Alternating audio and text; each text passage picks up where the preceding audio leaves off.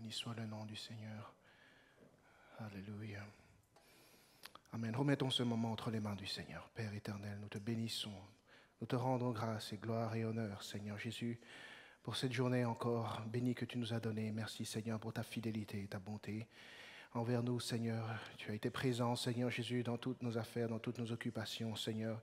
Et tu nous as encore conduits dans ta maison, Seigneur, avec frères et sœurs, afin de nous édifier dans ta parole. Seigneur, je prie que le Saint-Esprit soit au contrôle, Seigneur, et que tu me conduises dans ta parole, afin de partager, Seigneur, de transmettre, de communiquer tout ce que tu m'as enseigné, Seigneur Jésus, ce que tu désires que nous connaissions, Seigneur, afin d'œuvrer, Seigneur Jésus, avec efficacité, et d'attirer les âmes à toi, Seigneur, par la puissance de ton esprit et ta parole dans nos cœurs. Seigneur Jésus, je prie que ces moments nous imprègnent vraiment, Seigneur Jésus, qu'il y ait une forte conviction du Saint-Esprit qui s'installe, Seigneur, et que tu fasses de nous des gagneurs d'âme, Seigneur, pour ton royaume, et que rien ne puisse nous arrêter dans le nom puissant de Jésus-Christ, car tu nous as tout donné, Seigneur. Tu as tout accompli, Seigneur.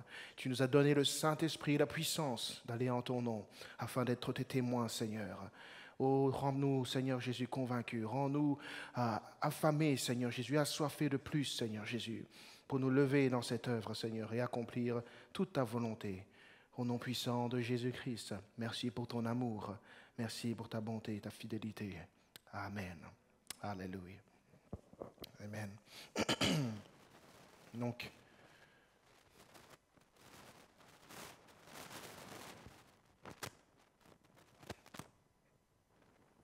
ok. La semaine dernière, on était passé sur le sujet du message et de la méthode de Jésus. Nous avions commencé à voir et à insister sur le fait que l'évangélisation et le témoignage doivent se concentrer en réalité sur le message de la bonne nouvelle du royaume de Dieu. D'accord ? On a insisté sur le message que Jésus avait commencé à prêcher et qu'il avait enseigné à ses disciples aussi d'aller prêcher. C'était au sujet de la bonne nouvelle du royaume. Toujours la bonne nouvelle et rien que la bonne nouvelle. Je m'étais arrêté au fait que Jésus a prêché la bonne nouvelle du royaume, qu'il a prêché la venue du royaume et qu'il a manifesté les œuvres du royaume. Okay ? Et donc on va voir à chaque fois pour chacun de ces points un passage biblique qui nous permet de nous focaliser sur ces points. Le fait que Jésus a prêché la bonne nouvelle du royaume, on le voit dans beaucoup de passages. Et j'ai choisi ici celui-ci, Luc chapitre 4, verset 43.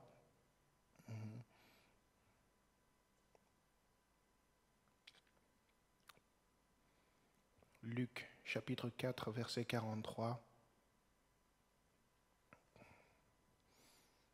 Mais il leur dit, il faut que j'annonce aux autres villes la bonne nouvelle du royaume de Dieu, car c'est pour cela que j'ai été envoyé. Amen. Alléluia.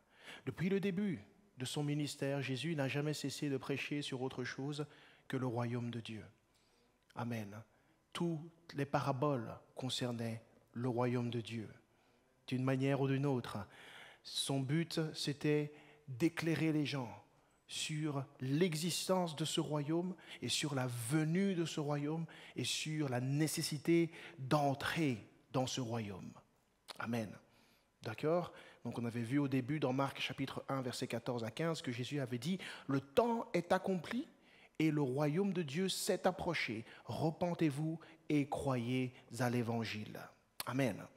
D'accord ? Donc Jésus a prêché dans tous ses messages sur la bonne nouvelle du royaume. Et donc nous devons comprendre qu'est-ce que la bonne nouvelle du royaume. Amen. Nous qui voulons évangéliser, nous n'allons pas juste aller parler de ce qui nous passe par la tête. Nous n'allons pas juste dire aux gens, « Oh, vous savez, c'est bien de prier. Oh, vous savez, c'est bien d'aller à l'église. Oh, vous savez, ceci, cela. Ah, moi, j'expérimente telle et telle chose. » Les gens n'ont pas besoin de cela, ils ont besoin d'un message qui est précis. Nous devons connaître et comprendre et aimer et nous-mêmes être convaincus et habités par ce message qu'est le royaume de Dieu. Qu'est-ce que la bonne nouvelle du royaume de Dieu? La bonne nouvelle du royaume de Dieu se résume en ceci. D'abord, il dit, c'est une bonne nouvelle. Pourquoi une bonne nouvelle? Y avait-il un problème? Oui. Y avait-il une mauvaise nouvelle? Oui, avant. La mauvaise nouvelle, c'est que tous ont péché et sont privés de la gloire de Dieu. Que le salaire du péché qui nous attend, c'était la mort éternelle de nos âmes en enfer, dans les souffrances et les tourments éternels à perpétuité, parce que Dieu qui nous a créés est un Dieu saint et juste et pur, et il doit rétribuer tout péché avec une sentence. Et Dieu, dans sa souveraineté, a établi le jugement de l'humanité comme étant une peine à perpétuité dans les souffrances de l'enfer. Parce que le diable, premièrement, était celui qui avait péché, entraînant les démons avec lui, les anges qui étaient au service de Dieu, avec lui qui sont devenus les démons, et Dieu avait réservé l'enfer à ces créatures-là. Mais l'homme ayant suivi les voies de Satan, qui l'a séduit et qui accomplit les œuvres du diable, l'homme aussi va hériter de ce même salaire qui est l'enfer éternel. Ça, c'était la mauvaise nouvelle. La mauvaise nouvelle, c'est que nous sommes dans un monde rempli de mal, de méchanceté, de ténèbres, à cause justement de nos péchés, que nous sommes séparés de Dieu. La mauvaise nouvelle, c'est que cette séparation, il nous était impossible de la réparer par nos œuvres, par notre bonté, par nos efforts à être gentils, à faire de bonnes actions, à faire de bonnes œuvres. C'était impossible. Nous étions privés à jamais. Mais la bonne nouvelle dans tout cela, c'est que Dieu, dans son amour envers nous, est venu lui-même sous la forme d'un homme. Le roi du royaume des cieux est descendu sous la forme d'un homme et il a porté le nom de Jésus-Christ. Et il est venu apporter l'antidote à la séparation, la solution à notre condamnation pour que nous n'héritions pas de la peine à perpétuité en enfer. Et cet antidote, c'est Jésus-Christ. C'est Dieu qui s'est manifesté sous la forme d'un homme et il est venu payer le prix nécessaire pour nous libérer du prix du salaire du péché. Comment a-t-il payé? Il a donné sa vie à la croix. En donnant sa vie à la croix, il a payé. Il a pris sur lui la charge de nos péchés. Il a pris sur lui la condamnation qui pesait sur nous, la culpabilité, la honte qui nous incombait éternellement. Il l'a pris sur lui et il nous a déchargés de cette honte. Il a donc ouvert une porte, l'unique porte, qui permet à l'humanité de se réconcilier à Dieu et d'avoir la vie éternelle. Cette porte, on y accède justement en croyant premièrement en Jésus-Christ. Il n'y a pas d'autre porte. C'est Jésus, la porte. Dieu a tant aimé le monde qu'il a donné son Fils unique afin que quiconque croit en lui ne périsse pas, mais qu'il ait la vie éternelle. C'est la bonne nouvelle. Il y a donc une solution pour que la relation entre Dieu et nous soit réparée. Que nous ne soyons plus en inimitié, comme dit la Bible, avec Dieu, ennemis de Dieu, mais que nous soyons enfants de Dieu. Il y a une solution, oui, pour que nos péchés soient pardonnés, que nous n'ayons plus ce poids de culpabilité, de honte qui pèse au fait sur tout pécheur et qui le ressent bien et qui le vit mal et qui essaye de toutes les manières, comme Adam et Ève ont fait, de recouvrir cette honte de leur nudité spirituelle par des caractères, des idéologies, des façons d'être et autres, mais qui savent fort bien intérieurement que tout cela ne les couvre pas, ne les protège pas et ne les sauve pas. La solution, Dieu nous l'a donnée, elle est venue parmi nous et cette solution, c'est Jésus. Et les hommes peuvent être sauvés s'ils croient seulement en Jésus, si seulement il croit. La bonne nouvelle, c'est que aucune œuvre que nous fassions ne pourra nous réconcilier à Dieu. Dieu n'a pas mis la barre haute, de sorte que certains seront capables et d'autres ne seront pas capables d'atteindre l'objectif. Il faut seulement croire que Jésus a payé ce prix pour nous. Et il l'a réellement fait. Nous savons que 2000 ans en arrière, un homme du nom de Jésus-Christ a été cloué sur une croix par les Romains, assisté de son peuple, et que le 3e jour, sa tombe fut retrouvée vide. Et ses témoins, ses disciples l'ont témoigné. On dit, nous savons qu'il est ressuscité, car il est apparu à plus de 500 personnes en même temps. Alors, si c'était juste 1 ou 2 personnes qui témoignaient, ce serait une hallucination peut-être, vous voyez, quand on a perdu quelqu'un qu'on aime. Mais là, 500 personnes en même temps, c'est du domaine du miracle. Oui, la bonne nouvelle, c'est cela. Il est possible donc de faire partie à nouveau du royaume de Dieu. Adam et Ève avaient été exclus du royaume de Dieu. Et en sorte que nous aussi, nous sommes exclus parce que nous descendons d'Adam. Nous ne pouvions plus hériter des bénédictions du royaume. Nous avions perdu tous les bienfaits du royaume. Et la preuve en est que nous souffrons de beaucoup de choses à cause de la perte de cette bénédiction du royaume. Mais Jésus est venu pour nous restaurer dans le royaume, afin que nous puissions avoir une part dans ce royaume et hériter à nouveau des bénédictions de son royaume. Non seulement en cet instant que nous vivons sur terre, nous pouvons expérimenter le royaume de Dieu, mais lorsque le temps marqué sera venu, le royaume se manifestera de manière véritable. Amen. La bonne nouvelle, elle est là. C'est que ce n'est pas juste pour un temps, pour goûter à des bonnes choses, et puis quand on meurt, c'est à nouveau la terreur, la tristesse, la honte. Non, c'est éternellement que nous vivrons les bontés et les grâces de Dieu. Elle est là, la bonne nouvelle. Amen. Il y a une solution en Jésus-Christ pour être délivrés. Ouais. Des choses qui nous accablent, qui nous tiennent prisonniers, captifs, des démons qui nous oppriment. Ouais, des gens à différents niveaux sont opprimés par les ténèbres. Ce n'est pas seulement des gens qui sont possédés et qui n'ont pas le contrôle d'eux. Ça existe, cette possession-là, mais il y a des oppressions spirituelles.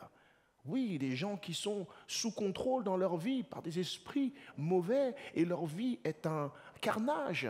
Des portes sont fermées, il n'arrive à rien. Tout ce qu'ils essayent de construire est détruit. Il y a des malédictions qui sont là à cause du péché. Et Jésus est venu pour briser ces malédictions par le sacrifice de la croix. La Bible dit qu'il est le Fils de Dieu et que le Fils de Dieu a paru pour détruire toutes les œuvres du diable. Amen. La bonne nouvelle, il est venu pour nous libérer, libérer les captifs, les prisonniers, guérir les malades. Jésus. Amen. Et donc, si nous comprenons bien ce message du royaume de Dieu, de la bonne nouvelle du royaume de Dieu, nous allons toujours centrer le message sur Jésus. Parce que le royaume de Dieu, que nous parlions de juste la bonne nouvelle, ou que nous parlions du fait de vivre le royaume de Dieu, ou bien d'entrer dans le royaume de Dieu, c'est toujours en passant par Jésus que cela s'accomplit. Amen. Le royaume de Dieu, il est venu à nous à travers Jésus. Oui. Jésus a prêché la venue du royaume, n'est-ce pas? Il n'a pas juste parlé d'un royaume qui existe, il a dit, le royaume de Dieu, il est au milieu de vous. Ouais. Il doit venir concrètement, mais il est au milieu. Lisons Luc 17, 21. C'est là qu'il a prêché, et on peut dire qu'il a prêché la venue du royaume au travers de sa personne. Luc 17, 20 à 21. Les pharisiens demandèrent à Jésus quand viendrait le royaume de Dieu. Donc il parlait effectivement que le royaume allait venir à un moment donné. Alors Jésus leur répondit, le royaume de Dieu ne vient pas de manière à frapper les regards. On ne dira point, il est ici ou il est là, car voici, le royaume de Dieu est au milieu de vous. De quoi parlait-il? De lui. Il parlait de lui quand il disait, le royaume de Dieu est au milieu de vous. Ouais. Amen. Amen. Donc lorsque nous prêchons la bonne nouvelle du royaume, et que nous prêchons la venue du royaume dont nous parlons, elle est en deux dimensions. La première dimension, c'est le fait d'avoir Jésus dans sa vie qui nous permet d'expérimenter le royaume de Dieu, les bienfaits du royaume de Dieu, la paix, la joie et l'amour qui provient du royaume de Dieu, la liberté qui provient du royaume de Dieu, la santé qui provient du royaume de Dieu. Amen. Alléluia. Il y a tellement de dimensions à expérimenter lorsque nous sommes déjà ici-bas sur terre, quand Jésus entre dans nos vies, dans nos cœurs. Quand nous recevons son esprit, nous recevons le royaume de Dieu en nous. Alléluia. C'est là que les prisonniers sont délivrés, les captifs sont libérés, les cœurs brisés sont guéris, comme le dit le Seigneur. L'Esprit du Seigneur est sur moi. Il m'a envoyé, amen, pour libérer les captifs, délivrer les prisonniers, guérir ceux qui ont le cœur malade, annoncer une bonne nouvelle aux malheureux. Le cœur malheureux change, la tristesse s'en va, disparaît, laisse place à la joie du salut de Dieu. Amen. Les gens doivent expérimenter le royaume de Dieu. Le message de la bonne nouvelle du royaume doit contenir, amen, la venue, amen. Pas seulement l'existence, comme les gens croient, oui, il y a un Dieu quelque part, ok, il y a un Dieu quelque part, mais il est loin de nous, souvent les gens pensent. Il ne peut pas rentrer dans ma vie, je ne peux pas l'expérimenter. Lui, il est de son côté et moi, je suis du mien. Et j'essaie de m'en tirer comme je le peux. Nous ne pouvons pas prêcher juste un message comme celui-là, mais nous voulons prêcher, annoncer, témoigner que Jésus entre dans nos vies et que nous vivons les grâces, les bénédictions et les bienfaits de son royaume. Amen. Alléluia. Il n'y a pas de tristesse dans le royaume de Dieu. Alors celui qui reçoit Jésus, amen, la tristesse doit disparaître. Et nous pouvons annoncer qu'il ôtera la tristesse des cœurs. Amen. Venez à moi, vous tous qui êtes fatigués et chargés. Qui parlait de ça? Jésus, non? Amen. Il dit, venez à moi et je vous donnerai du repos. Les âmes tourmentées, amen. Lorsque nous leur prêchons la bonne nouvelle du royaume, nous devons les orienter vers cette direction d'aller vers Jésus. Amen. Parce que lorsqu'ils vont à Jésus, ils reçoivent le royaume. Amen. Ils reçoivent le royaume et ils reçoivent les bénédictions, la puissance, la délivrance, la guérison qui provient du royaume de Dieu. Alléluia. Amen. Donc nous devons vivre le royaume de Dieu en attendant sa pleine manifestation. Second volet de la venue du royaume de Dieu. Amen. Donc ça c'est le véritable évangile. D'accord? Ce n'est pas un évangile théorique, mais nous devons transmettre cette foi, communiquer cette foi, cette vérité que Dieu est vivant et qu'il est venu à nous et que nous devons ouvrir nos cœurs pour le recevoir et il agira dans nos vies déjà ici-bas sur terre. Alléluia. Amen. Amen. Romains 14, 17 nous dit quelque chose.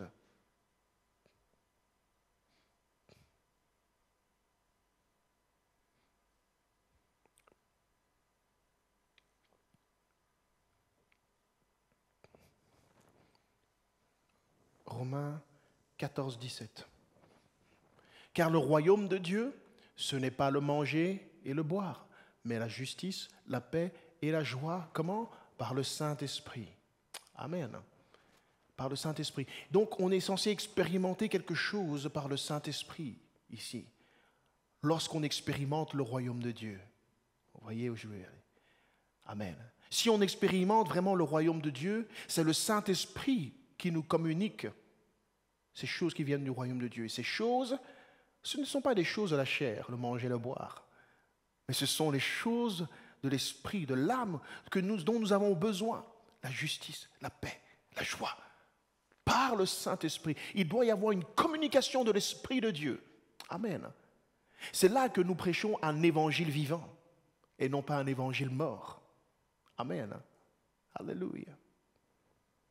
C'est là la grande différence entre la religiosité et la foi vivante que nous vivons. Oui. Aujourd'hui, je parlais avec un jeune homme, le stagiaire de mon travail, je parlais avec lui, et il dit, oui, je crois à Dieu. Il est musulman, je crois à Dieu. Et, on parle tellement bien que c'est facile de naviguer avec lui. Et je lui dis, oui, d'accord, je connais la croyance théorique, mais il faut une vie véritable, il faut une fusion entre Dieu et toi. Il faut qu'il y ait quelque chose qui se passe. Sinon, c'est mort. La foi sans les œuvres, elle est morte. Ah oui, tu veux dire quoi? Il faut prier, il faut pratiquer. Je dis non, c'est plus que ça. Tu dois expérimenter Dieu.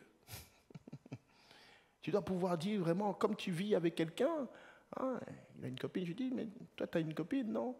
Il y a des choses, des signes qui se manifestent dans ta vie, que tu as vraiment cette copine, et que cette copine, elle est dans ta vie, non? Et que tu es en relation avec elle, n'est-ce pas? Il me dit, oui. Eh bien Dieu, quels sont les signes dans ta vie qui montrent qu'il est réellement là, dans ta vie? Que tu as la foi. Je dis, oui, c'est vrai. Les gens ont besoin de comprendre que Dieu, c'est plus que la foi théorique. Et des gens sont beaucoup satisfaits avec ça. Quand vous allez rencontrer des gens, parler avec des gens, ils vous disent, non, moi je crois. Alors vous dites, oh ben, j'ai plus rien à lui dire. Non, c'est pas vrai. Dieu veut se révéler aux personnes d'une manière vivante, véritable, et leur transmettre les joies et les bénédictions, les bienfaits de son royaume par le Saint-Esprit. Le Saint-Esprit doit pouvoir agir dans les cœurs et se manifester. Donc, dans notre message de la venue du royaume, on veut expérimenter le royaume ici-bas sur terre, mais nous ne devons pas nous arrêter là dans notre enseignement, dans notre témoignage. Le témoignage de la venue du royaume, il est aussi concret. C'est-à-dire, les royaumes de cette terre passeront un jour. Celui qui se convertit à Christ doit avoir cette ferme conviction. Cette attente-là d'un royaume visible qui vient. Ah oui. Qu'on ne va pas vivre sur cette terre juste comme ça et que le cycle va continuer et qu'on va mourir et puis voilà, ça continue. Il y en a beaucoup qui croient comme ça. Il y a des dénominations chrétiennes qui croient cela. On meurt et voilà, et puis c'est fini, et puis le cycle continue indéfiniment. Ce n'est pas vrai. Il y a un temps qui est fixé par Dieu où les royaumes de cette terre passeront. Mais le royaume de Dieu demeurera éternellement. Christ régnera. Amen. Il fera de nouveaux cieux et une nouvelle terre. Amen. Et nous régnerons, vivrons avec lui dans sa présence pour l'éternité. Amen. C'est une réalité qui doit être annoncée au cœur. Les gens doivent comprendre qu'il y a un compte à rebours qui a lieu. On n'a pas tout le temps. Et encore moins maintenant avec tous les événements qui se passent dans le monde. Ce sont des signes que ce que Dieu a annoncé depuis le commencement va s'accomplir et est en train d'arriver à sa fin. Amen. On doit prêcher tout l'évangile. Voilà. Pas juste un confort temporaire, mais faire comprendre qu'il y a une finalité. Et Dieu a fixé un temps où le monde entier sera sous le jugement de Dieu. Les rois de cette terre, tous les royaumes, tous les pays, tous les gouvernements et tout cela seront assujettis à l'autorité de Dieu par Jésus-Christ. Amen. Alléluia. Donc ça doit faire partie de notre témoignage.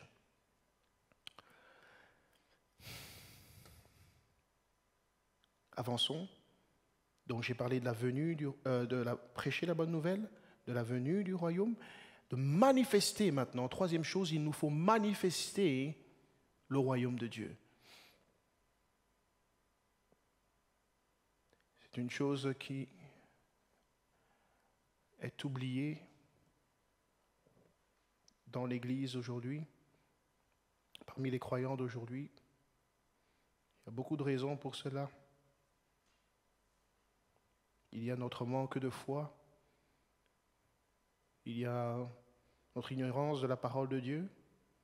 Et il y a aussi cette fausse idée que manifester les œuvres du royaume n'est réservé qu'à des gens qui ont le titre, qui ont reçu une onction particulière, des gens qui ont des noms, des noms connus, des pasteurs, des apôtres, prophètes et autres. Et on pense que le chrétien, je veux dire lambda, si je peux dire comme ça, qui n'est pas connu, voilà, n'a pas forcément l'autorité et la capacité de manifester les œuvres. Et ça, c'est une fausse conception. C'est une fausse conception de l'œuvre que Dieu veut que nous accomplissions.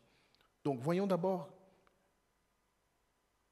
du côté du Seigneur. Donc, Jésus a prêché la bonne nouvelle, il a prêché la venue du royaume et il a lui-même manifesté les œuvres du royaume. Ça, personne ne le doute, n'est-ce pas?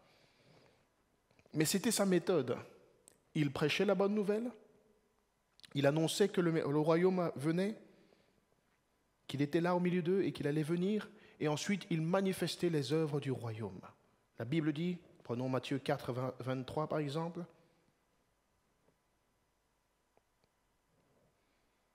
Jésus parcourait toute la Galilée, enseignant dans les synagogues, prêchant la bonne nouvelle du royaume et guérissant toute maladie et toute infirmité parmi le peuple. Alors, ça ne s'arrêtait pas juste à enseigner, ça ne s'arrêtait pas à prêcher, mais il entrait en action pour manifester les œuvres du royaume. Quelles sont ces œuvres? C'est de guérir les malades. Ouais. Donc on ne parle pas seulement en théorie. Oh, reçois Jésus et tu verras. Et tu vas voir la délivrance, tu vas voir la guérison. Nous devons comprendre que nous sommes les points de contact par lesquels le Seigneur veut opérer et manifester les œuvres du royaume ensuite. Ouais. C'est la méthode de Jésus. Alors on dit oui, Jésus c'est le Fils de Dieu. C'est normal. Il a guéri, il a ressuscité les morts, il a délivré les possédés, il a fait des choses miraculeuses, il a marché sur l'eau. Et voilà, c'est Jésus. Mais nous, il ne faut pas commencer à vouloir se comparer à Jésus. La chose est que Jésus, en envoyant ses disciples ensuite, ses apôtres, il les a chargés de fonctionner de la même manière. Amen. Tout disciple est appelé à marcher selon le modèle de son maître. Amen. Alléluia. Donc nous devons nous rendre à l'évidence que le Seigneur attend de nous aussi maintenant de manifester les œuvres qu'il a manifestées.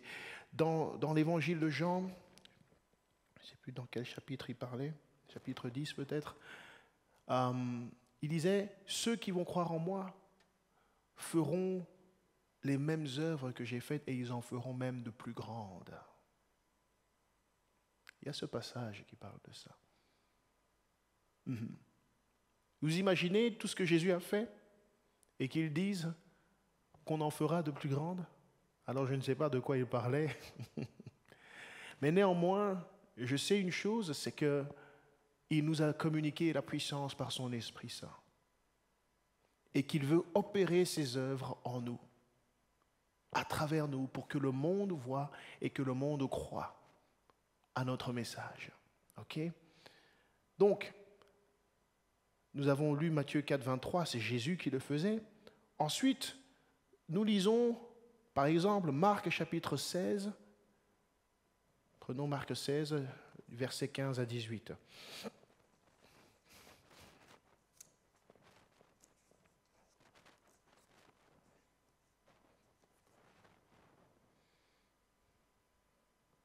Versets 15 à 18. Puis il leur dit, allez dans le monde entier proclamer la bonne nouvelle à toute la création. Celui qui croira et qui sera baptisé sera sauvé. Mais celui qui ne croira pas sera condamné. Voici les signes qui accompagneront ceux qui auront cru. En mon nom, ils pourront chasser les démons, parler de nouvelles langues, attraper des serpents, et s'ils boivent un breuvage mortel, celui-ci ne leur fera aucun mal. Ils poseront les mains sur les malades, et ceux-ci seront guéris. Amen. Alléluia. Donc il a décrit, premièrement, il faut prêcher, annoncer la bonne nouvelle à toute la création. Amen. Important de prêcher le bon message pour faire naître la foi. Car la foi vient de ce qu'on entend. Et ce qu'on entend vient de la parole de Dieu. Amen. Donc, annoncer le bon message est primordial. Il ne faut pas se tromper de message. Il ne faut pas aller annoncer des histoires. Il faut parler du royaume de Dieu. Le message central, Jésus-Christ, le sacrifice de la croix, le pourquoi du sacrifice de la croix, le problème du péché, la solution apportée. Amen. Faire naître la foi par ces paroles est indispensable pour le reste de la mission que Dieu nous a confiée. Amen.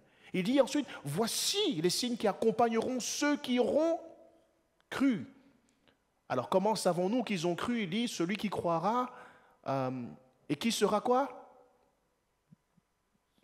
Non, celui qui croira et qui sera? Amen. Sera sauvé. Amen, amen, amen, amen, amen. Et j'aime toujours insister sur ce passage-là. Parce qu'aujourd'hui, on a des chrétiens des temps modernes qui croient mais qui ne sont pas baptisés. Et qui ne veulent pas être baptisés. J'ai un problème avec ça. Alléluia. Ils ont un problème avec la parole, d'accord? Il n'y a pas de raison que je ne veuille pas être baptisé ou que j'hésite à être baptisé. Je ne sais pas trop s'il faut que je sois baptisé. Je dois y réfléchir. Non, alors tu n'as pas encore cru. Amen. Celui qui croit, il se donne au Seigneur pour être lavé et purifié de son péché. Parce qu'il est convaincu de son péché. Il sait qu'il est dans un état où s'il meurt aujourd'hui, il est en enfer. Il veut se réconcilier au Seigneur. Il veut donner sa vie au Seigneur, son âme au Seigneur, pour que le Seigneur le lave et qu'il lui donne un vêtement nouveau. Amen. Et il va demander le Saint-Esprit pour que le Seigneur le marque de son sceau et rende témoignage qu'il est un enfant de Dieu. Celui qui croira et qui sera baptisé, amen, sera sauvé. Voici les signes qui accompagneront ceux qui auront cru. Amen. Alléluia. Donc il est nécessaire que la foi entre en action. Et la véritable foi, la véritable foi, c'est premièrement, c'est celle qui sauve. Parce qu'aujourd'hui, quand on parle de foi, les gens pensent à tout sauf la foi qui mène au salut. Ce n'est pas la foi pour voir des miracles, voir des prodiges, des histoires. Premièrement, la foi qui mène au salut. Quand on a la foi qui mène au salut, on est devant le Seigneur Jésus. Nos pensées sont sur Jésus. Notre attente est en Jésus. Amen. Notre espoir est en Jésus. Et quand notre espoir est en Jésus, toutes choses deviennent alors possibles. Amen. On peut prier et la maladie disparaît. On peut prier et des problèmes disparaissent. Des choses qui étaient impossibles à changer changent à cause de la foi qui est placée en Jésus. Amen. Donc, c'est important de ne pas se tromper de message et de prêcher le bon message pour avoir les signes qui manifestent le royaume. Alléluia. Amen. Mais nous devons croire, frères et sœurs, que Dieu veut opérer ses œuvres à travers nous. Amen. L'évangéliste, le semeur, celui qui témoigne, peu importe le moment, le lieu, l'endroit, la circonstance, Dieu veut se servir de tes mains pour imposer la main. Vous savez, des fois, je lis des témoignages des chrétiens qui sont passés sur un lieu d'accident, où la personne était peut-être en train de mourir, et le seul réflexe qu'ils ont eu, c'est de pouvoir prier pour une personne. Et le Seigneur a opéré. Il y a eu une interaction. Et ils ont prié. Le Seigneur a opéré. La personne a eu la vie sauve.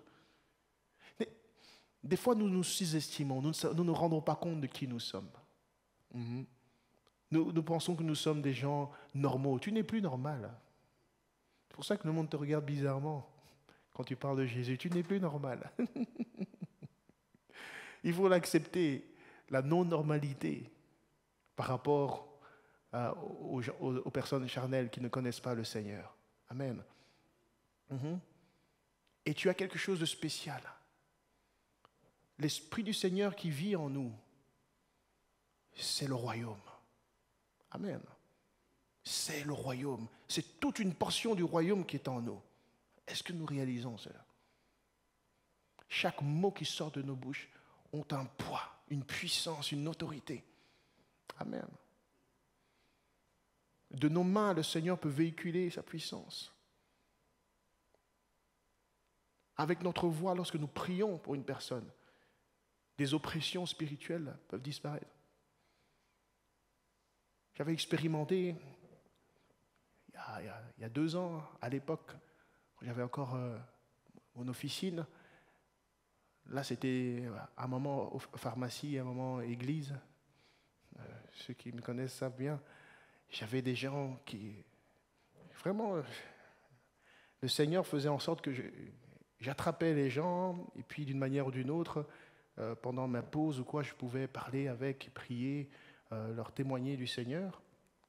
Et il y avait cette dame, au départ, elle était venue pour une consultation de micronutrition. Et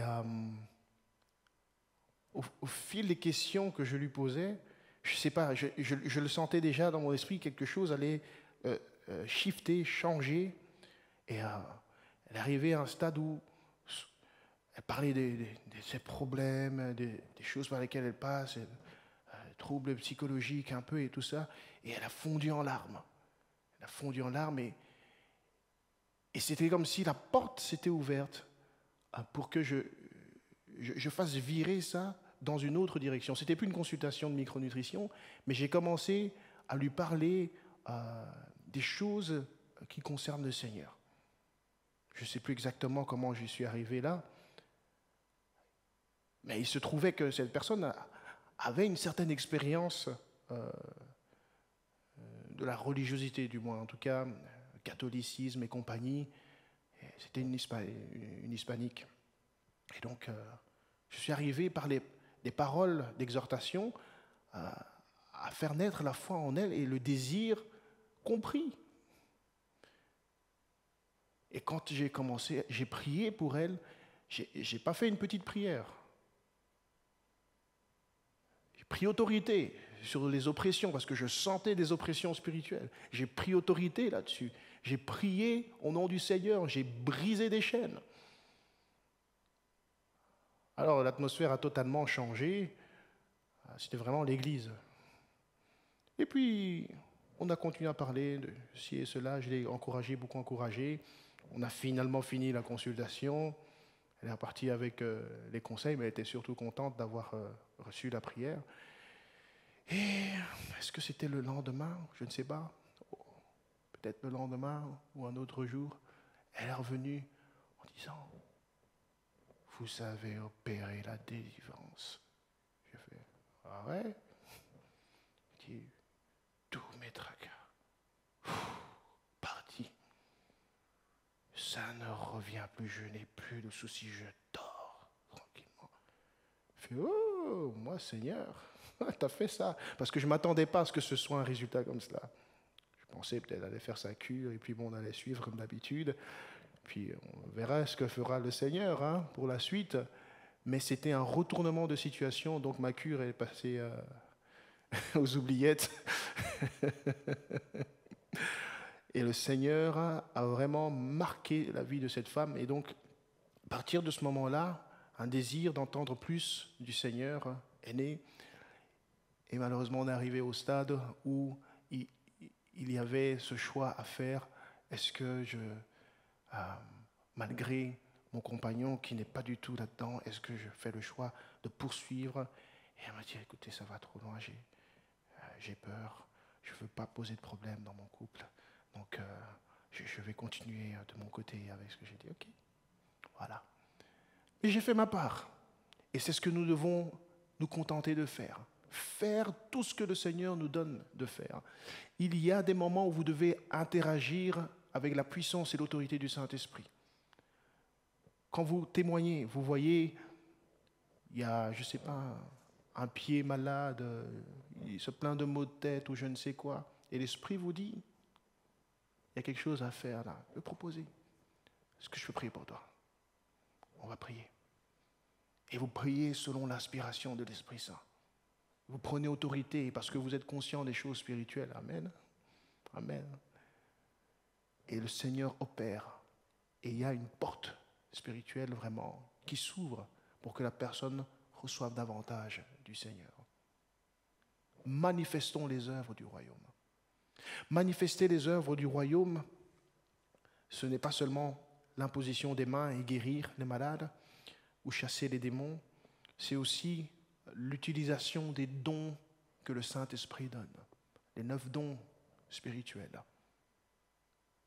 Il y a les dons d'inspiration, le don de prophétie, de connaissance, de sagesse.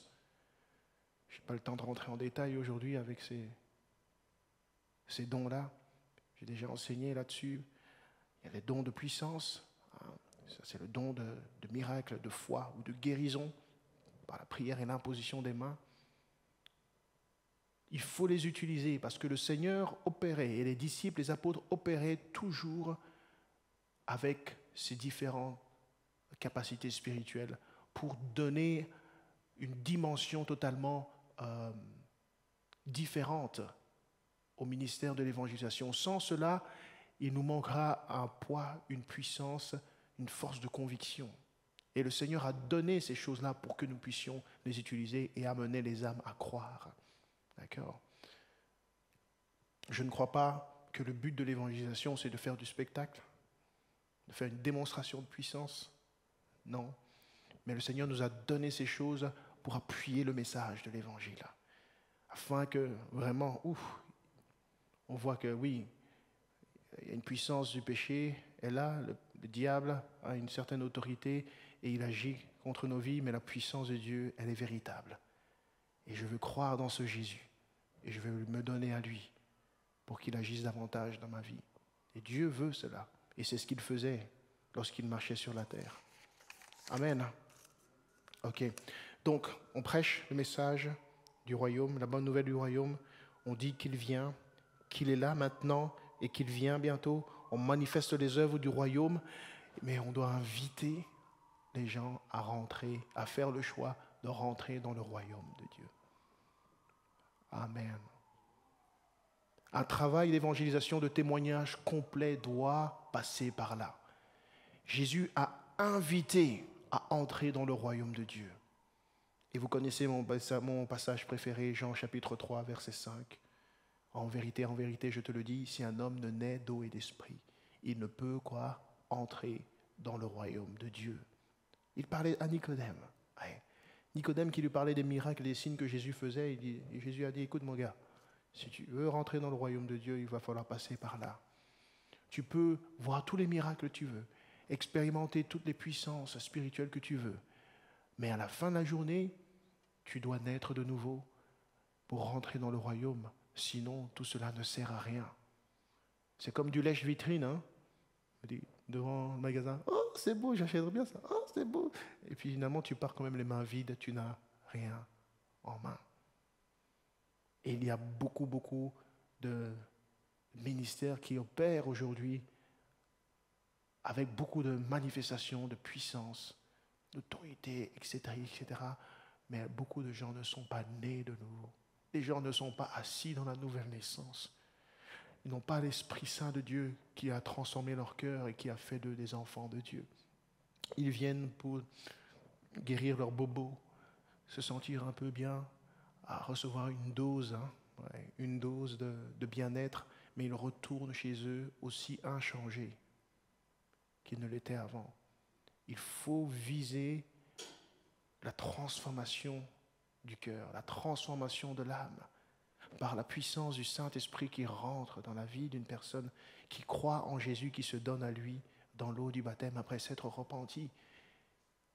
Et quelqu'un qui devient un même esprit avec le Seigneur. Cette personne entre alors dans le royaume de Dieu. Et il y a la joie au ciel. Il y a la joie au ciel. Comment on sait qu'une personne est rentrée dans le royaume de Dieu? Elle est née de nouveau, d'eau et d'esprit, dit le Seigneur. La nouvelle naissance est le message phare, clé, sur lequel tout ministère devrait insister. Amen. Et la vérité, c'est que beaucoup ne font que passer cela en surface. Ils voient ça de manière superficielle.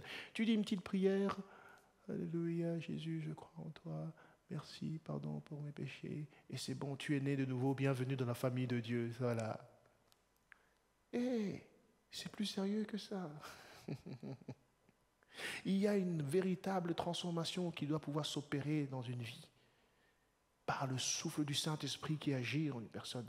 Une personne doit pouvoir se repentir et avoir un volte-face total par rapport à sa vie du passé. Abandonner le péché, abandonner ses mauvaises priorités, abandonner ses idoles dans son cœur, laisser de côté ses fausses priorités et mettre Dieu en priorité. Ouais. Choisir de vivre pour Jésus et non plus pour soi-même. Beaucoup de gens croient en Dieu, oui, mais ils vivent pour eux. Ils ne vivent pas pour le Seigneur. Ah oui, oui. Donc, une personne doit connaître l'importance de la repentance, la signification de la repentance, ce qu'elle implique, cette repentance. Des fois, ça demande de couper des relations, de sortir de certaines choses concrètes dans lesquelles les gens sont. On doit pouvoir dire ça aux gens. Tu aimes ce que tu entends, écoute. Ce que Jésus a pour toi est tellement bon que tu as besoin de lâcher prise de ça. Tu ne peux pas avoir ce que Jésus a pour toi et garder ça dans ta vie. Ouais. Il faut pouvoir pointer du doigt ces choses qui disqualifient l'homme du royaume de Dieu et dire tu dois te repentir, tu dois changer d'attitude. Tu dois abandonner cela parce qu'il y a quelque chose de meilleur qui t'attend. Une personne doit rentrer dans l'eau du baptême car il faut que vous vous repentiez, dit Acte 2, 38, et que vous soyez baptisés d'eau au nom de Jésus-Christ pour le pardon de vos péchés. Amen. Il a dit, et que chacun de vous soit baptisé au nom de Jésus-Christ pour le pardon de vos péchés. Pas quelques-uns, chacun de vous. Amen. Ce n'est pas pour rien que Jésus a dit, il faut naître d'eau et d'esprit. Amen. Alors quand Jésus a dit cela, à ce moment-là, il ne comprenait pas. Mais Pierre est venu clarifier les choses quand ils ont demandé qu'est-ce qu'on doit faire pour être sauvé. Il a dit, repentez-vous et que chacun de vous soit baptisé au nom de Jésus-Christ pour le pardon de vos péchés et vous recevrez le don du Saint-Esprit. C'est là même les 3 étapes de la nouvelle naissance. L'invitation à rentrer dans le royaume, elle passe par là. Vous voulez recevoir le royaume. Vous voulez rentrer dans le royaume, en devenir des citoyens, avoir vos noms écrits sur le registre de Dieu, par lequel il déterminera à la fin si vous pouvez rentrer ou pas. Soyez nés de nouveau. Repentez-vous et donnez votre vie à Jésus dans les eaux du baptême et vous recevrez le don du Saint-Esprit. Il vous mettra son cachet, son sceau. Amen. Alléluia. Très important. Message de la nouvelle naissance, on réinsistera là-dessus d'autres fois, pas aujourd'hui, parce que je peux prêcher des heures et des heures là-dessus. Amen. Donc, il faut comprendre que cette volonté de prêcher l'évangile du royaume, sous toutes ses formes, ça s'exprime dans pas moins de 50 versets dans la Bible.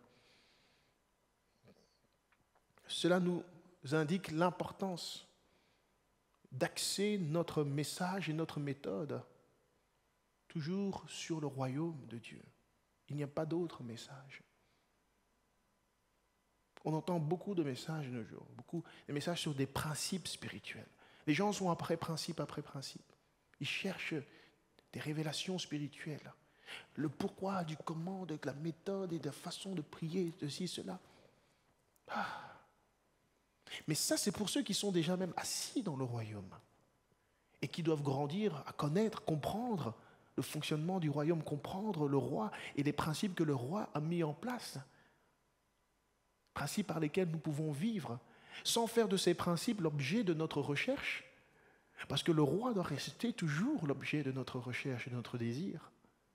C'est lui qui nous révèle et nous donne l'intelligence de compréhension des choses du royaume et comment fonctionne le royaume.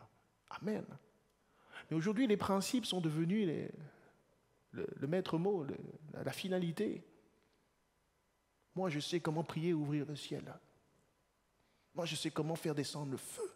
Moi, je prie pour toi aujourd'hui. Demain, ton affaire là, c'est arrangé. C'est wow, c'est génial.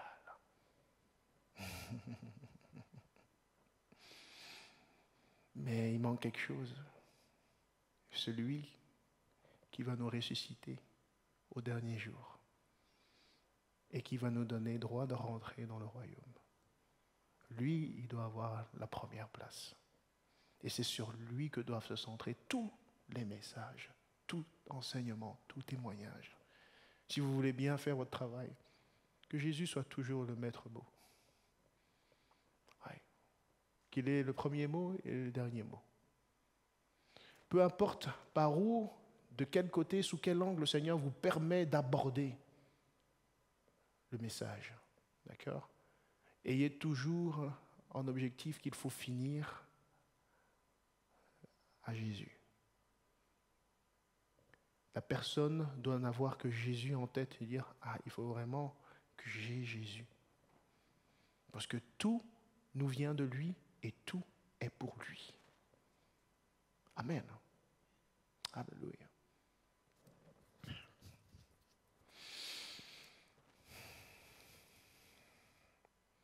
Donc j'ai parlé de Jésus, de sa méthode et son message, et on voit ensuite que Jésus a envoyé ses disciples prêcher le royaume de Dieu également.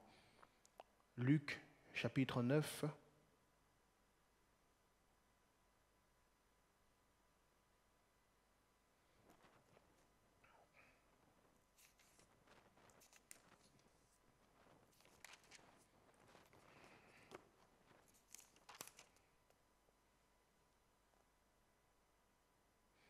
Versets 1 et 2.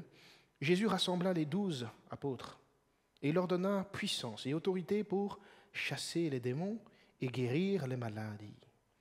Il les envoya proclamer le royaume de Dieu et guérir les malades. Amen.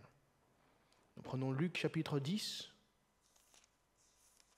verset 1 d'abord. Donc d'abord les 12, qu'est-ce qu'il leur a donné de faire ? Proclamer le message, mais pas seulement ça, guérir les malades, chasser les démons. Okay? Ensuite, il appela les 70 autres disciples. Il les envoya aussi, donc Luc 10, 1. Et il les envoya devant lui, 2 par 2, dans toutes les villes et dans tous les endroits où lui-même devait aller. Versets 8 à 9. Dans toute ville où vous entrerez et on vous accueillera, mangez ce que l'on vous offrira, guérissez les malades qui s'y trouvent et dites-leur, le royaume de Dieu s'est approché de vous.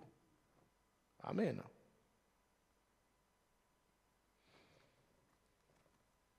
Autant pour les 12 que pour les 70. Le message est le même. Prêchez le message de la bonne nouvelle du royaume. Amen. Et agissez pour manifester les œuvres du royaume. Amen. Et jusqu'aujourd'hui, c'en est ainsi. Nous prêchons et nous manifestons les œuvres du royaume. Alléluia.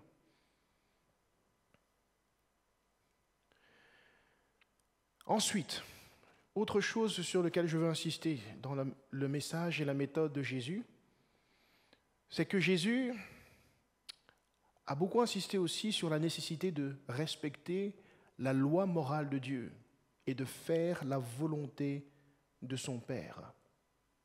Amen. Parce que des fois, les chrétiens sont tentés, on est tenté d'alléger le message, hein, que ça n'ait pas l'air trop condamnant. Pourtant, on est dans un monde qui a un grand problème de moralité. Amen. Il n'a pas de repère. Un monde qui vit en faisant sa propre volonté, qui ignore la volonté de Dieu. Et des fois, les gens ne comprennent pas certaines choses qui se passent dans le monde, dans leur vie. La seule réponse, la seule raison pour laquelle certaines choses se passent et continueront de se passer, c'est parce que l'homme a choisi des voies immorales. Et il faut savoir les dénoncer. Amen. Il faut savoir rappeler ce qui est immoral, immoral. Ce qui est juste, juste, ce qui est injuste, injuste. Ce qui est vrai, vrai, ce qui est faux, faux. Il faut savoir, en tant que véritable témoin de Jésus-Christ, faire la différence. Amen. Pouvoir verbaliser cela. Dans le monde dans lequel on vit aujourd'hui, où les gens se demandent est-ce que vraiment c'est important de savoir si je suis un homme ou une femme, ou si je suis binaire ou non binaire, ou je suis...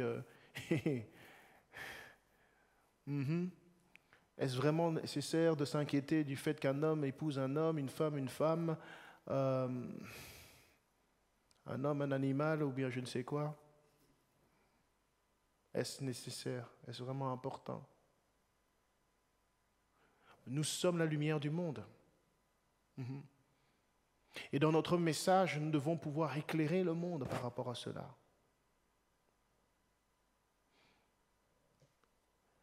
Il y a un évangéliste, David Lynn, je ne sais pas si vous connaissez, David Lynn, il est terrible pour ça. Oh Seigneur, il a un ministère particulier. Il est bien préparé, ce gars-là. En tout cas, lui, c'est vraiment dans les communautés vraiment à grande controverse qu'il va pour évangéliser. Et j'admire sa capacité à toujours décrier le péché avec la parole de Dieu. Mais tout en ayant cette possibilité justement d'apporter le message du salut, de la grâce, par la repentance. Mais quand il faut dire des choses qu'il faut dire, il le dit. Si c'est péché, c'est péché. Si c'est malsain, c'est malsain. Peu importe s'ils sont d'accord, peu importe les gestes qu'ils lui font, ça va jusqu'à des violences physiques. Hein. Par moments, ça peut vous tourmenter. Tout ça pour dire que nous ne devons pas hésiter à condamner ce qui est condamnable par le Seigneur, avec amour, avec grâce, mais dire les choses comme elles sont. Jésus n'a pas effacé la loi au profit de la grâce. Amen. Il n'est pas venu pour abolir la loi, mais il est venu pour accomplir la loi.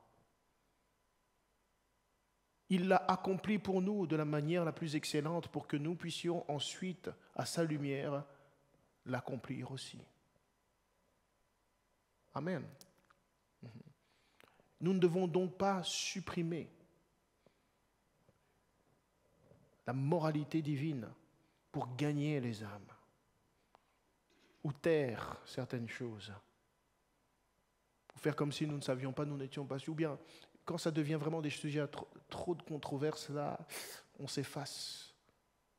Notre travail est foutu si nous faisons cela. Donc, à nous déjà d'être convaincus. Amen. Que la morale de Dieu est bonne. Que les valeurs divines sont les véritables valeurs. Amen. Et que toute valeur contraire mérite d'être décriée, d'être condamnée.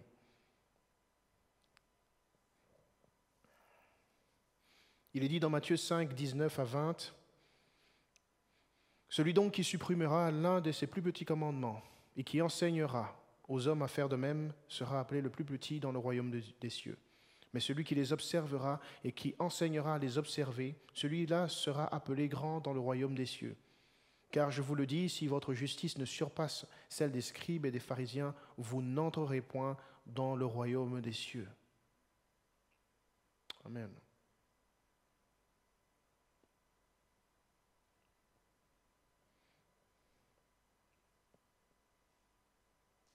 Matthieu 7, 21. Ceux qui me disent Seigneur, Seigneur, n'entreront pas tous dans le royaume des cieux, mais celui-là qui fait la volonté de mon Père qui est dans les cieux. Amen. Donc le tout n'est pas d'amener les gens à connaître les mots-clés. Oh Seigneur, alléluia, je t'aime, je te loue, je t'adore. À un moment donné, on doit en venir aux choses concrètes, la volonté de Dieu, la loi divine, la morale divine, les valeurs divines. Où est-ce qu'on se positionne dans tout ce monde, dans ce désordre du monde? Où est-ce que l'enfant de Dieu se positionne? Nous devons pouvoir avoir un message clair là-dessus, parce que ce sont des questions qui vont se soulever lorsque tu te lèves pour témoigner. Pour dire, moi je suis enfant de Dieu, et je t'apporte le message du royaume de Dieu. On va dire, est-ce que dans ton royaume, on fait ça, ça, ça? Est-ce qu'on accepte mon comportement de vie, ou bien ces valeurs qui sont dans ce monde?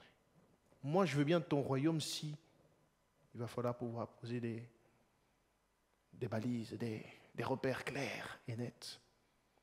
Des fois, les gens ont besoin d'un message ferme. Ils cherchent des gens qui ont des convictions, qui sont capables de dire noir c'est noir, blanc c'est blanc, bien c'est bien, mal c'est mal. Et des fois, l'Église a perdu beaucoup de batailles dans l'évangélisation parce qu'elle n'a pas osé se positionner. Perdu des âmes qui devaient être gagnées parce qu'elle n'a pas osé se positionner. Amen. Il faut pouvoir parler et dire ce qui est vrai.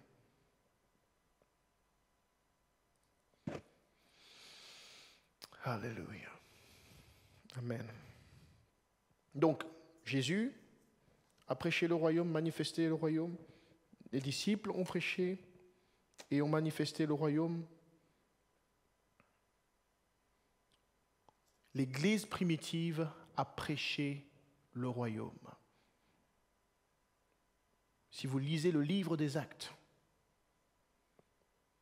et que vous regardez, vous lisez les différentes prédications qui sont faites, les exhortations qui sont faites, tout était toujours focalisé sur le royaume de Dieu, de la part des apôtres. Or, nous savons une chose, c'est que la Bible dit que nous devons d'être fondés sur les enseignements des prophètes et des apôtres. Jésus-Christ étant lui-même la pierre angulaire, c'est-à-dire celle qui fait tenir tout l'édifice. Donc si tu veux bien évangéliser, tu veux bien témoigner le Seigneur Jésus-Christ, c'est sur ces modèles-là que tu dois copier, pas sur les modèles modernes qu'on voit aujourd'hui, forcément. Je ne dis pas que tout ce qu'on voit aujourd'hui est mauvais, d'accord? Mais il y a beaucoup de choses qui n'ont pas leur place dans le ministère, dans l'œuvre de Dieu.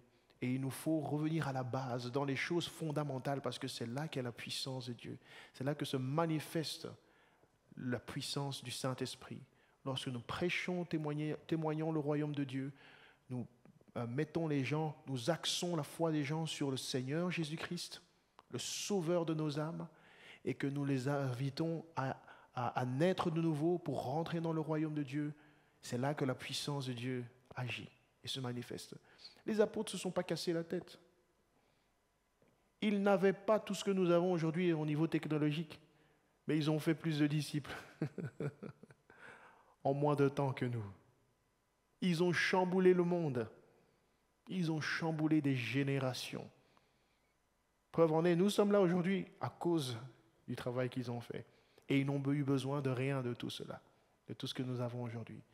Alors à combien plus forte raison, nous devrions faire plus avec tous les moyens technologiques en plus que nous avons pour atteindre le monde à l'autre bout, si on voulait. on a des effets, on a des vidéos, on a toutes sortes de choses. Mais bizarrement, il nous manque la puissance, bien souvent, que manifestaient les apôtres. Pourquoi? Parce que la foi maintenant a déplacé son centre de gravité. Et la foi ne gravite plus autour de Jésus maintenant. Elle gravite de plein d'autres choses, des futilités, des distractions. Donc focalisons-nous toujours sur Jésus. C'est en lui qu'est la puissance. C'est avec lui que nous ferons un travail efficace. Amen. Actes chapitre 8, verset 12. Ça c'est Philippe. Il évangélise. Il est en Samarie. Mais quand ils eurent cru à Philippe, qui leur annonçait quoi? La bonne nouvelle du royaume de Dieu et de Jésus-Christ. Jésus, c'est le roi du royaume. C'est pour ça qu'on l'annonce lui.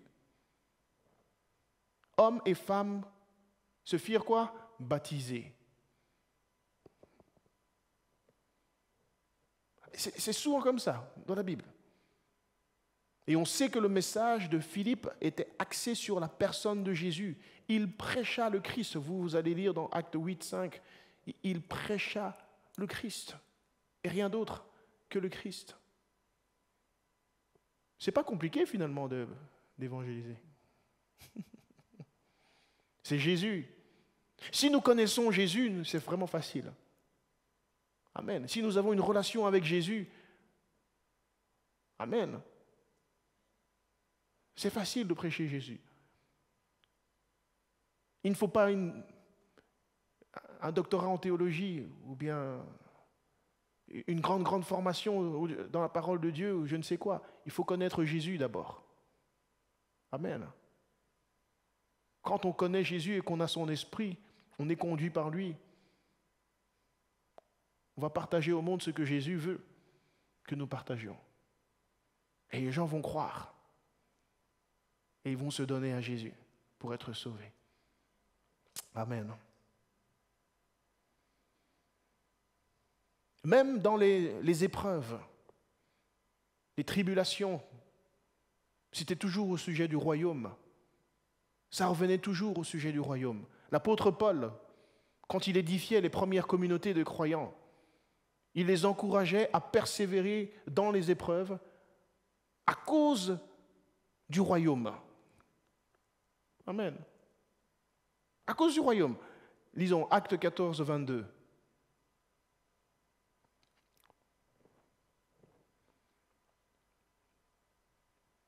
Fortifiant l'esprit des disciples, les exhortant à persévérer dans la foi, et disant, c'est par beaucoup de tribulations qu'il nous faut entrer dans le royaume de Dieu. Lui, il a résumé l'utilité des tribulations. Amen. Il n'a pas dit, non, je vois ceci dans ta vie, ça. Non, écoute. Tous ceux qui veulent vivre pieusement pour Christ seront persécutés. Amen. Et pour rentrer dans le royaume de Dieu, nous devons traverser des tribulations. Nous devons être éprouvés, passer par le feu, par les eaux. Amen. Et garder la foi malgré tout. C'est l'épreuve de notre foi. Amen. Et cela prouve si oui ou non nous aimons réellement le Seigneur. Oui. Celui qui aime souffre avec. Amen. Comme ça que vous savez si quelqu'un vous aime. S'il est là que dans les bons moments et que dans le mauvais moment, il dit « Hey, on se voit une prochaine fois », vous savez que ce n'était pas vraiment ça. Amen. Les souffrances et les épreuves, elles prennent tout leur sens lorsque nous considérons le royaume. Alléluia. Amen. Mais quand c'est plus à cause du royaume que nous souffrons, là nous sommes vite étourdis, distraits par des théories et toutes sortes d'imaginations fausses. Et nous perdons patience et perdons courage. Mais est-ce que le royaume de Dieu demeure une réalité, une espérance vivante dans les cœurs? Alléluia. Les épreuves prennent leur sens. Amen. Je sais que tout ne s'arrête pas ici-bas. Alléluia. Je dis, où est ton Dieu? Pourquoi tu vis ici? Pourquoi il se passe ceci dans ta... Tout ne s'arrête pas ici-bas. Il y a un royaume qui vient. Alléluia. Et ce que je n'ai pas eu ici, il me le réserve là-haut pour l'éternité. Amen. Tout ce que j'ai perdu ici, je le récupérerai, dit-il, au centuple. Alléluia. Dans son royaume. Amen. Pas besoin d'une grande théologie pour ça. Alléluia.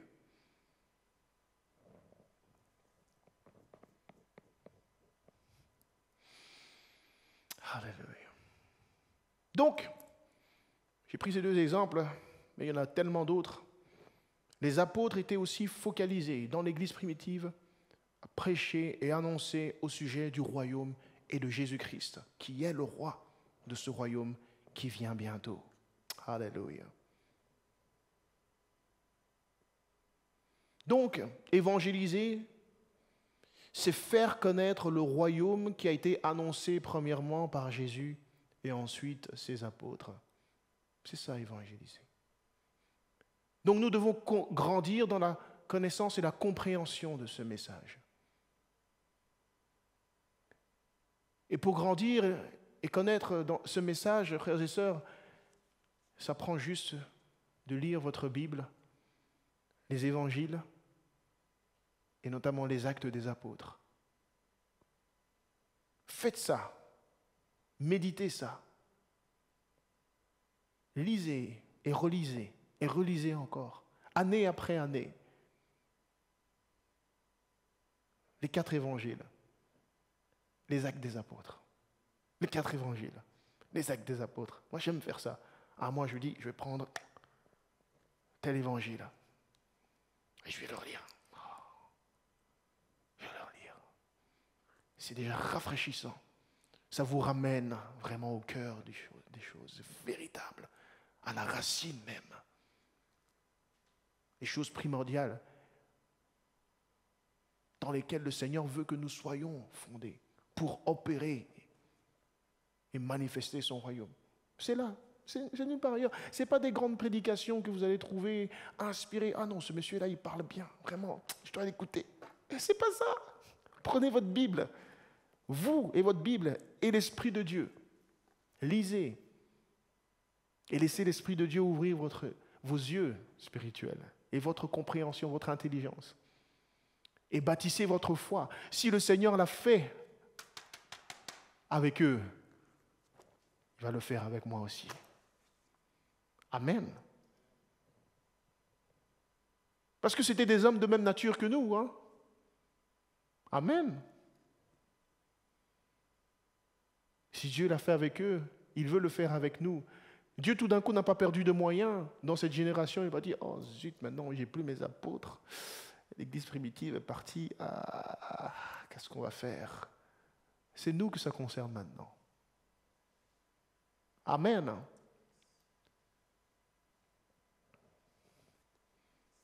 Connaissons le message de Jésus et connaissons le message que les apôtres ont prêché. Et nous verrons que c'est le même message. Le même esprit, le même Seigneur, le même baptême, le même Dieu, le seul, l'unique. Et son nom, c'est Jésus-Christ. Et c'est lui qu'il faut présenter au monde. Et c'est par lui que des miracles s'opèrent, des prodiges, des signes se manifestent. Amen. Alléluia. Seigneur. Je crois que j'ai l'impression qu'au fil des années, je prends toujours plus de temps. C'est incroyable. Jésus, son message d'évangélisation. Bon, je crois que j'ai dit le nécessaire. J'avais tellement de passages à vous donner. Bon, ça viendra dans la suite. Est-ce que vous avez des questions par rapport à cela? Des choses qui vous viennent à l'esprit? Parce que la prochaine fois, je ne vais plus m'attarder là-dessus. Je vais passer à des choses plus concrètes. plus pratique.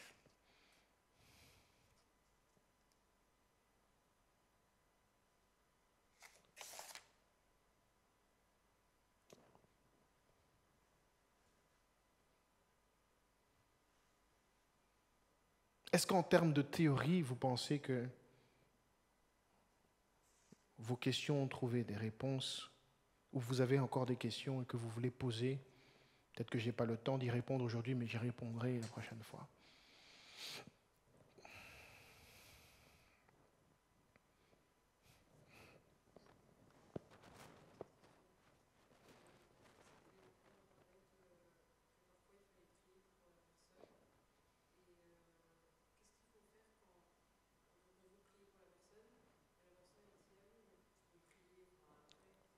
Après,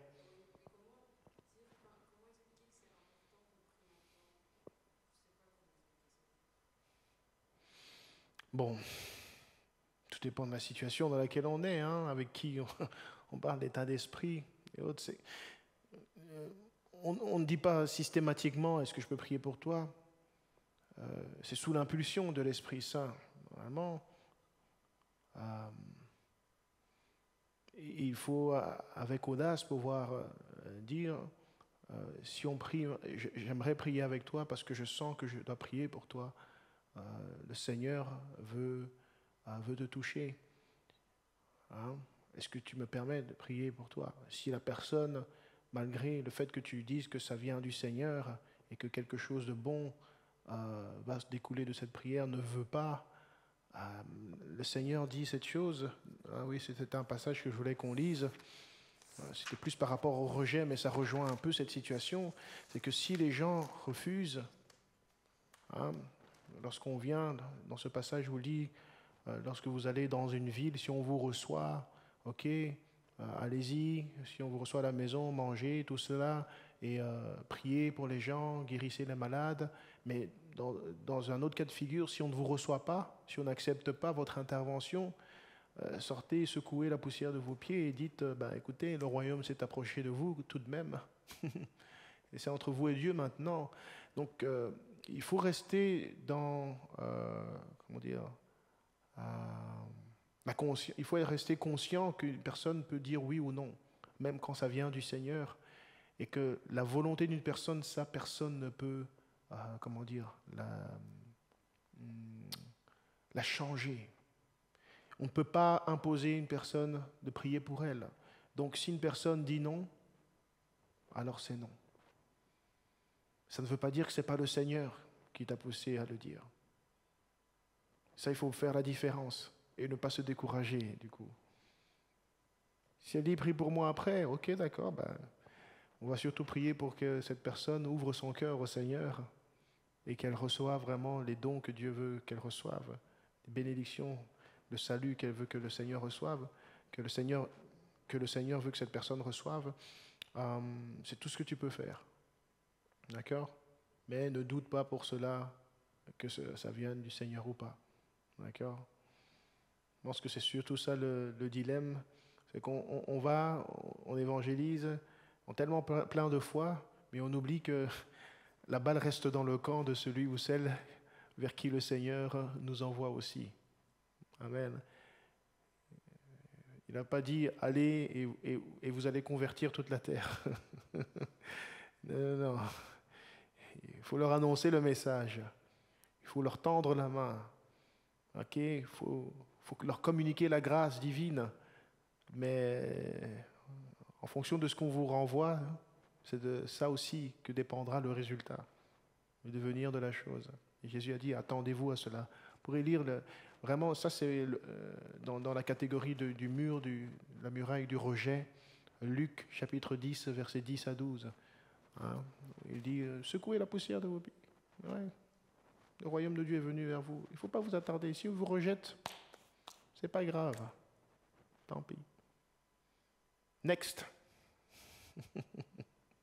C'est comme ça qu'il faut être. Le message est trop vrai pour qu'on en doute. Amen. Il faut laisser les gens avec leur choix. Et Dieu demandera des comptes à beaucoup de gens qui ont refusé quand la grâce avait tendu sa main vers eux. D'ailleurs, il dit, mais écoute, tu Tu as eu telle ou telle opportunité, mais tu as refusé. Il aura fait des signes à tout le monde, vous savez. Il n'y a personne qui va se retrouver en enfer qui pourra dire, Seigneur, moi, il n'y a personne que tu as envoyé, je ne savais pas. Dieu n'est pas injuste. Il n'est pas injuste. Oui, dis-moi.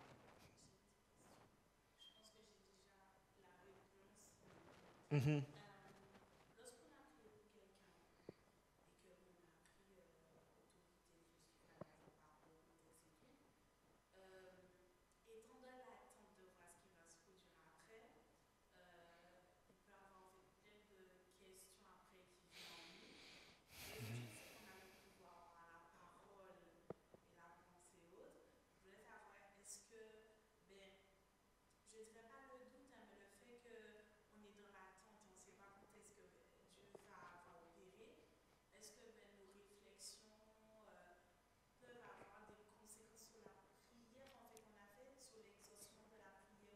Mhm. Mhm. Oui. Mhm.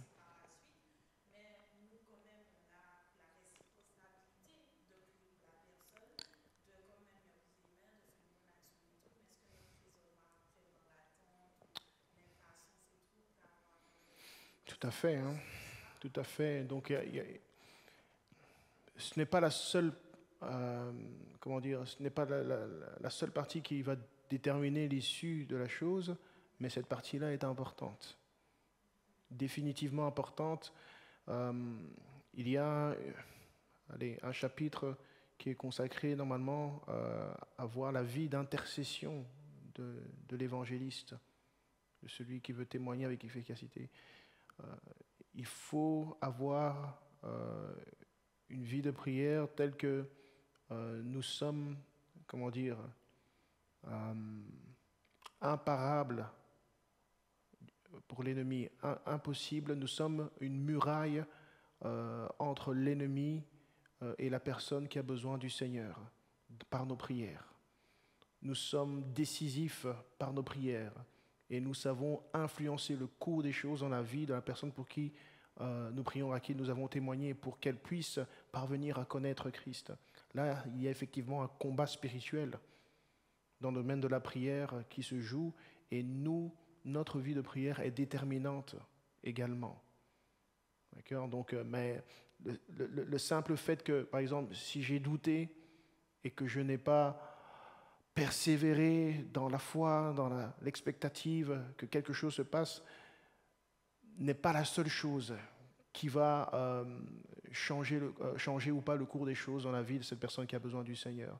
Le Seigneur passera par quelqu'un d'autre ou par autre chose, une autre circonstance. D'accord?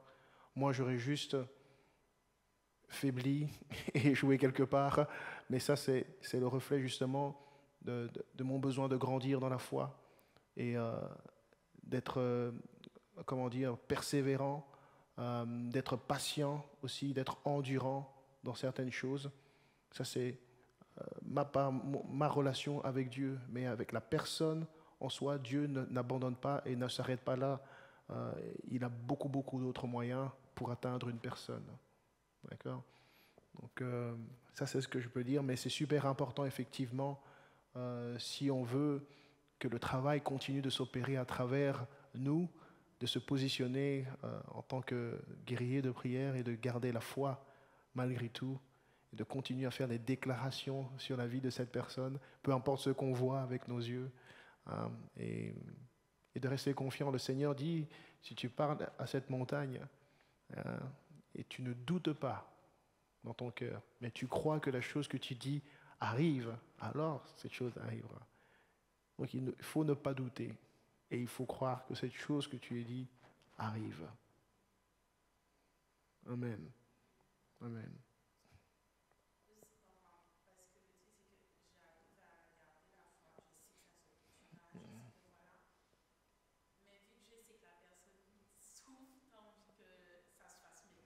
Tu as envie que ça se fasse maintenant. Ouais. Mais Dieu est souverain. Mhm. Mhm. Oui, oui. bien sûr. Mhm, mhm. Ça, c'est normal. Ça, c'est normal. D'accord, oui. Non, non, non, non. Tout dépend de l'attitude que tu auras après, malgré toutes ces pensées, tous ces sentiments et tout ça, parce que ça vient aussi du combat spirituel. C'est l'ennemi qui tente de t'accabler à un point où tu douteras et tu ne croiras plus à la prière et tu vas dire, bon, je laisse tomber, j'arrête d'élever ma voix, j'arrête d'intercéder dans cette direction, je baisse les bras, je laisse tomber. Ça, c'est ce que l'ennemi attend. Mais si malgré les combats qui sont dans ta tête, les sentiments qui te tentent, qui te déchirent et tout cela, euh, à la fin de la journée, tu dis, je vais quand même aller voir la face du roi et je vais plaider devant lui parce que lui doit avoir le fin mot dans cette situation, le Seigneur agira. Oui, il faut comprendre que beaucoup de choses qui se passent à l'intérieur de nous, c'est le résultat du combat spirituel aussi, ça. Oui, oui, oui. Et ce n'est pas seulement émotionnel, des fois c'est physique aussi. C'est ça. Tu as besoin de prier, mais le diable, il va te bloquer physiquement aussi. Parce qu'il sait que s'il t'atteint physiquement assez et que ça te perturbe à l'intérieur, tu vas aussi être découragé. Beaucoup de gens sont abattus dans leur foi à cause de troubles physiques qui viennent contre eux aussi. Oui, oui, oui. Donc voilà, ça c'est les réalités du combat spirituel. Mais quoi qu'il arrive, il faut continuer à prier. C'est ça le plus important. Et remettre sa foi dans le Seigneur. Et refuser au doute, à l'incrédulité de s'installer. Mais faire des déclarations de foi. Parce que ce qu'il veut, c'est que quand tu as eu toutes ces pensées, au final, naissent de ton cœur et sortent de ta bouche des paroles négatives, des choses mauvaises, des décrets néfastes, pour que ça annule à ce moment-là. Parce que la puissance de la vie et de la mort sont là. Voilà, c'est ça. Et donc là, à ce moment-là, effectivement, tu es contre-productive. D'accord. Mais bon, on peut toujours quand même se rendre compte, oula, là, je me suis laissé aller, j'ai dit ce qu'il ne fallait pas, j'ai fait ce qu'il ne fallait pas, mais je reviens au Seigneur, je me repens. Seigneur, je suis là et j'attends toujours de toi ton intervention. C'est jamais trop tard avec le Seigneur aussi. Amen. Alléluia. Amen, amen. Est-ce que j'étais clair aujourd'hui?